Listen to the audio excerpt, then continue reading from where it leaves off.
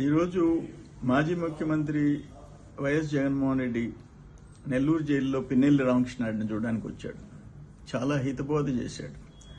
ఆయన అన్ని door delivery చేశాడు. డ్రైవర్ సుబ్రహ్మణ్యాన్ని కూడా డోర్ డెలివరీ చేశారు. ఇది పిన్నెల్లి కేసులో సిఐ మీద చిన్న రాయి అట్టు పడిందంట. అంటే ఆయన తలకాయ పగిలింది, కానీ ఈయన మీద చిన్న గులకరాయి పడితే ఆ బిడ్డల్ని తీసుకొచ్చి ఇదే నెల్లూరులో జైల్లో పెట్టిన విషయం మాత్రం ఆయనకి గుర్తు రావటం లే. ఆఖరాన ఈయన భుజానికి బటన గింజంతా కూడా ఆ బ్లడ్ రక్తపు ఒక చుక్క వచ్చింది. దానికి 5 ఏళ్ళు కొటికత్తి సీనుని జైల్లో పెట్టావు, మీకు కనికరం రాలే. అంటే ఆయన్ని అందరినీ కులం, మతం, పార్టీలు ఏమీ చూడలేదంట. చూడలేదు. ఒక రామోజీ, ఒక అమర్ రాజా, ఒక సంగం డైరీ, ఒక రఘురామకృష్ణరాజు, ఒక అచ్చెన్న, ఆఖరికి ఒక చంద్రబాబు నాయుడు గారు. వీళ్ళెవ్వరిని నువ్వు సమానంగా చూసావు. అది అందరికీ తెలిసిన విషయం.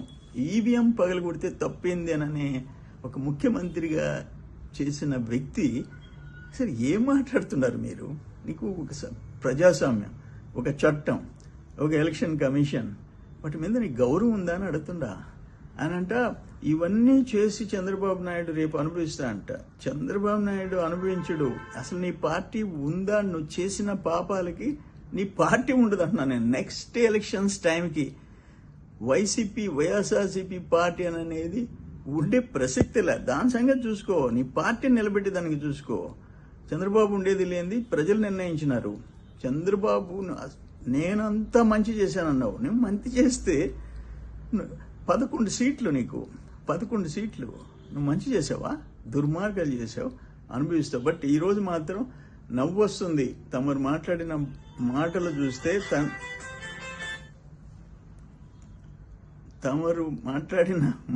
చూస్తే, చేసిన పాపాలకి ప్రాయశ్చిత్తం తప్పదు తమరికి.